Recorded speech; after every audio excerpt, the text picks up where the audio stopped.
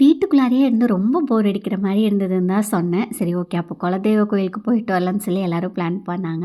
என் ஹஸ்பண்டோட குலதெய்வ கோயிலுக்கு தான் வந்துட்டு போயிருந்தேன். நான் அவருக்குமே பர்த்டே வரதுனால சரி அங்கேயே போயிட்டு வந்துடலான்னு சொல்லி கிளம்பியாச்சு.